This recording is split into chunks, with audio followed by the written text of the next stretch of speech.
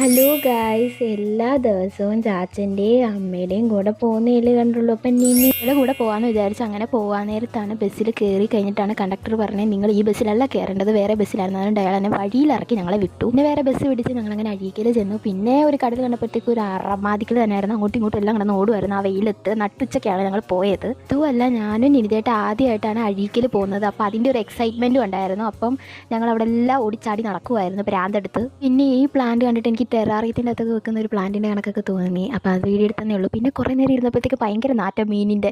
അപ്പം അവിടെ ഇരിക്കാൻ വയ്യാണ്ട് പിന്നെ ഞങ്ങൾ നേരെ കുറച്ച് കഴിഞ്ഞപ്പോഴത്തേക്ക് നേരെ വീട്ടിലോട്ട് പോയി. അങ്ങനെ ഞങ്ങൾ ഓച്ചിറയിലെത്തി. പിന്നെ ഓച്ചിറയിലുള്ള പരാക്രമമാണ് നിങ്ങൾ കണ്ടുകൊണ്ടിരിക്കുന്നത്. ഒരിക്കലും നിന്ന് നേരെ ഞങ്ങൾ ഓച്ചിറ വന്നിട്ട് ഓച്ചിറയിൽ നിന്ന് ഞങ്ങൾക്ക് ബസ് കയറി പോകണം. അങ്ങനെയാണ് ഞങ്ങൾ ഓച്ചിറ വന്ന് കുറേ നേരം അമ്പലത്തിൻ്റെ അവിടെയൊക്കെ നടന്നു. ബസ് വന്നിട്ടില്ലായിരുന്നു. പിന്നെ അവിടെയൊക്കെ നടന്നു കുറേ നേരം വെള്ളമൊക്കെ കുടിച്ചുകൊണ്ട്. ഓച്ചിറയിലൊക്കെ വന്നിട്ട് കുറേ നാളായി. അപ്പോൾ കണ്ടിട്ട് എന്തൊക്കെയോ മാറ്റങ്ങളൊക്കെ പോലെ തോന്നി. ഞാൻ വീട്ടിൽ തന്നെ ഇരിപ്പായോണ്ടായിരിക്കും. പിന്നെ പതുക്കെ പതുക്കെ അമ്പലത്തിൽ നിന്ന് അങ്ങ് നടന്ന് ചെന്നപ്പോഴത്തേക്ക് ബസ്സെല്ലാം വന്നു. ബസ്സിൻ്റെ അകത്ത് ചാടിക്കയറിയിരുന്നു. പിന്നെ ഞങ്ങൾ വീട്ടിലിറങ്ങി, വീട്ടിലല്ലല്ലോ ബസ്സിൽ നിന്ന് ഇറങ്ങിയിട്ട് നേരെ ഞങ്ങൾ വീട്ടിലോട്ട് നടക്കുവാണ്. അപ്പോഴാണ് നിനിതയുടെ ഒരു ഡൗട്ട്, ഇപ്പം എന്തൊരു 5 മിനിറ്റ് പോലും ഓർമ്മ നിൽക്കാത്തത് എന്താ? നിങ്ങൾക്ക് പറയാതായോ?